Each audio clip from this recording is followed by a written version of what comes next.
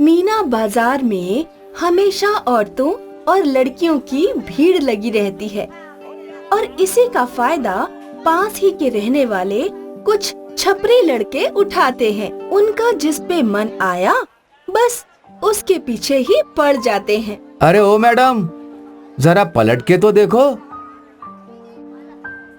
अरे है, लड़की नहीं कयामत है, पीछे से ही आग लगाती है। सोच, पलटेगी तो क्या होगा। वो लोफर उस लड़की को छेड़ते रहे।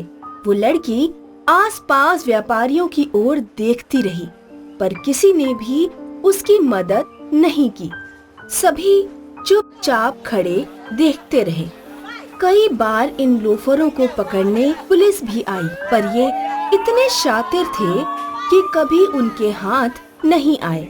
फिर एक दिन मदन ने मीना बाजार में अपनी साड़ियों की दुकान खोली। मदन एक अनाथ था। मदन का आज पहला दिन था। वो ग्राहकों का इंतजार कर रहा था। तभी उसका ध्यान दो छोटी लड़कियों पर गया, मीना और पायल। दोनों लगभग 15-16 साल की होंगी। मीना को मदन की दुकान की कई साड़ियाँ बहुत अच्छी लगी। वो पायल को वही साड़ियाँ दिखा रही थी। भैया, वो ऊपर गुलाबी साड़ी है ना, उसका क्या दाम है? वो 500 रुपए की है।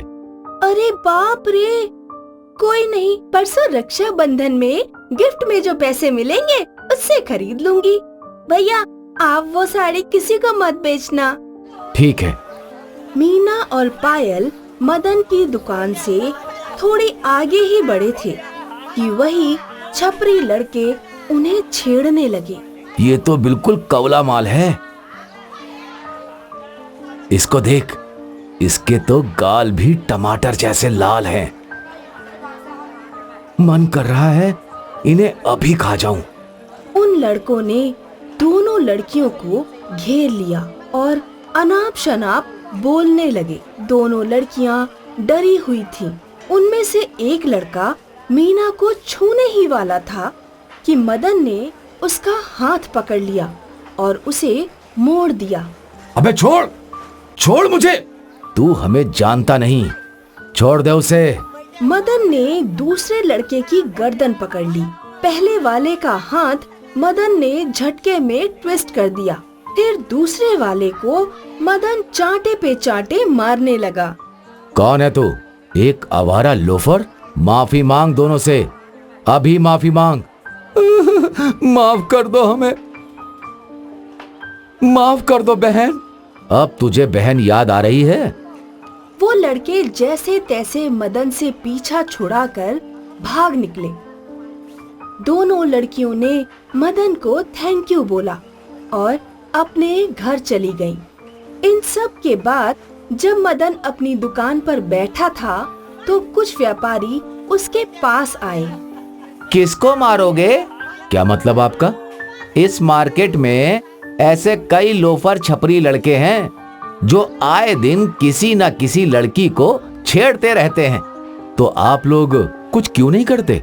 किया था, पुलिस भी आई थी, पर सारे लड़के भाग निकले और हम सब की उम्र नहीं है इन लड़कों को सबक सिखाने की। मेरे पास एक आइडिया है। मदन ने उन सब व्यापारियों का एक व्हाट्सएप ग्रुप बनाया। हम सब इस ग्रुप में हैं। जब भी आप लोगों को ऐसा कुछ होता दिखाई दे तो तुरंत एक फोटो खींचकर इस ग्रुप में शेयर करें और किसी भी बर्तन जैसे थाली, टॉप वगैरह को पीट कर सबको अलर्ट कर दीजिए। आप अकेले उन लड़कों को सबक नहीं सिखा सकते, पर हम सब मिलकर तो कर सकते हैं। मदन का ये आइडिया सुनकर सभी व्यापारी खुश थे। अगले दिन जब कुछ लोफर लड़के एक लड़की को छेड़ रहे थे तो एक बूढ़े व्यापारी ने फोटो खींचकर ग्रुप में डाल दी और थाली को जोर जोर से पीटने लगा। मदन तुरंत वहां आ गया और उन लड़कों की धुलाई करने लगा। दूसरे व्यापारी ने पुलिस को कॉल किया। कुछ देर में पुलिस आ गई और उन लोफरों को पकड़कर ले गई। 2 दिन बाद मदन अपनी दुकान पर बैठा था। आज रक्षाबंधन था। अचानक मदन की दुकान पर मीना आई, राखी और पूजा की थाली लेकर। मीना ने मदन को राखी बांधी। थैंक यू भैया, मैं आपकी बहन नहीं, पर फिर भी आपने मेरी रक्षा की। आप इस राखी के सही हकदार हैं। Thank you. मदन बहुत खुश था। पहली बार किसी ने उससे रिश्ता जोड़ा था। मीना जा ही रही थी कि मदन ने उसे रोका।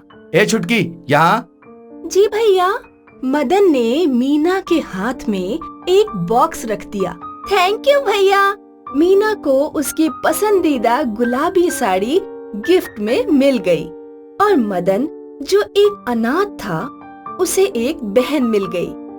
हैप्पी रक्षाबंधन। मधु अपने माँ पापा की लाडली थी। वो हमेशा अपने पापा की मदद किया करती थी। ये लीजिए पापा, मैंने ये कुर्ते के बटन टांग दिए हैं। बहुत अच्छे बेटा, अब तुम्हें सिलाई करना भी सीख लेना चाहिए। क्या पता ससुराल में काम आ जाए। क्या पापा, आप फिर मेरी शादी की बात कर बैठे? मैं तो यहीं आपके पास रहना चाहती हूँ। हाँ हाँ मेरी लाडली, तुम अपने पापा के पास ही रहो। धीरे धीरे मधु के पापा ने उसे सिलाई करना सिखा दिया। मधु को सिलाई करना बहुत पसंद था, तो वो अक्सर अपने पापा की दुकान में काम किया करती थी। यहीं वल्लभ ने मधु को देखा और उसे वो भाग गई। वल्लभ ने मधु के पिताजी से रिश्ते की बात की और कुछ महीनों बाद वल्लभ और मधु की शादी हो गई। वल्लभ अच्छी नौकरी करता था, इसीलिए शुरू शुरू में सब ठीक था। 2 साल बाद जब मधु ने बेटी को जन्म दिया, देखिए जी, कितनी प्यारी है। आंखें देखिए। अब क्या देखूं? तुमने मुझे कुछ देखने लायक छोड़ा है क्या? मेरे घर वाले सब वारिस का इंतजार कर रहे हैं। अब किस मुंह से उन्हें बताऊं कि तुमने एक लड़की को पैदा किया है? पर लड़का हो या लड़की, है तो ये हमारी ही ना। ये लड़की सिर्फ तुम्हारी है, मेरी नहीं। वल्लभ वहां से चला गया और मधु रोने लगी। कुछ देर बाद मधु के पापा वहां आए। मधु ने उन्हें सब कुछ बताया। तू फिक्र मत कर, मैं दामाद जी से बात करूंगा, सब ठीक हो जाएगा। पर वो इस लड़की को अपनाएंगे क्या? क्यों नहीं अपनाएंगे? आखिर उसका अपना खून है। मधु के पिताजी उसे दिलासा देने लगे। फिर वो वल्लभ से मिलने उसके घर गए। बेटा वल्लभ, तुम इतने समझदार हो। बेटा, ये बेटी होना तो ये तो ऊपर वाले की मर्जी है, उसमें हम क्या कर सकते हैं? हो सकता है कि तुम्हें अगली बार बेटा हो। वल्लभ ने मधु के पिता की बात मान ली और वो मधु को लेने अस्पताल गया। वल्लभ मधु को घर तो ले आया, पर वो खुश नहीं था। अरे ओ मधु, इस लड़की का शोर सुनकर कान के पर्दे फट गए हैं। मेरी माँ इसको चुप करवाओ। वल्लभ को अपनी बेटी एक आंख नहीं भाती थी। जैसे तैसे कुछ महीने बीत गए और मधु एक बार फिर गर्भवती हुई। इस बार अगर लड़का नहीं हुआ ना, तो तुम्हें तुम्हारे पापा के घर भेज दूंगा, समझी? मधु को अस्पताल में एडमिट किया गया और वल्लभ बाहर इंतजार करने लगा। मुबारक हो, आपको लड़की हुई है। लड़की का नाम सुनते ही वल्लभ का मुंह लटक गया और वो तुरंत वहां से चला गया। आपके पति ऐसे चले क्यों गए? क्या वो कहाँ गए? मधु वल्लभ को रोकने उठ ही रही थी कि तभी उसके पिता वहां आ गए। पापा वो गुस्से में चले गए, फिर बेटी हुई है। अब क्या कर सकते हैं, जो विधि है वो होगी ही। मधु अपने पापा के गले लगकर रोने लगी। मधु के पापा एक बार फिर वल्लभ से मिलने गए। इस बार मुझे कुछ सुनना नहीं है। आप चुपचाप अपनी बेटी और उसकी बेटियों को अपने साथ ले जाइए। पर वो बच्चियां तुम्हारी भी हैं। उन लड़कियों से मेरा कोई वास्ता नहीं है। ये सुनकर मधु के पापा हताश होकर वहां से चले गए। वो मधु और उसकी दोनों बेटियों को अपने घर ले गए। मधु के पापा की उम्र हो गई थी, फिर भी वो सिलाई का काम करते थे ताकि वो मधु और उसकी बेटियों को अच्छे से पाल सकें। लेकिन 2 साल बाद मधु के पापा चल बसे। अब मधु के पास कोई सहारा नहीं था। मधु ने अपने आप को संभाला और खुद सिलाई का काम करने लग गई। वो अपनी दोनों बेटियों को संभालते संभालते सिलाई का काम भी करती थी। देखते देखते उसकी दोनों बेटियां बड़ी हो गईं और स्कूल जाने लगी। मधु की बड़ी बेटी माया स्पोर्ट्स में बहुत अच्छी थी। मैं आपकी परिस्थिति जानता हूँ, लेकिन मैं चाहता हूँ कि आप माया को सपोर्ट कीजिए। वो टैलेंटेड है और बहुत जल्द आपका नाम रोशन कर दिखाएगी। सर, जितना मुझसे हो सकता है मैं करूंगी। पीटी सर ने माया की कोचिंग जारी रखी और मधु दुकान पर ओवरटाइम काम करने लगी ताकि वो माया को सेहतमंद खाना और उसकी स्पोर्ट्स की जरूरत की चीजें दिलवा सकें। माया भी जी तोड़ मेहनत कर रही थी। इन दोनों माँ बेटियों की मेहनत रंग लाई और माया ने स्टेट लेवल चैंपियनशिप में गोल्ड मेडल जीत लिया। माया ने अपनी माँ का नाम रोशन कर दिया जब उसकी और उसकी माँ की तस्वीर अखबार में आई।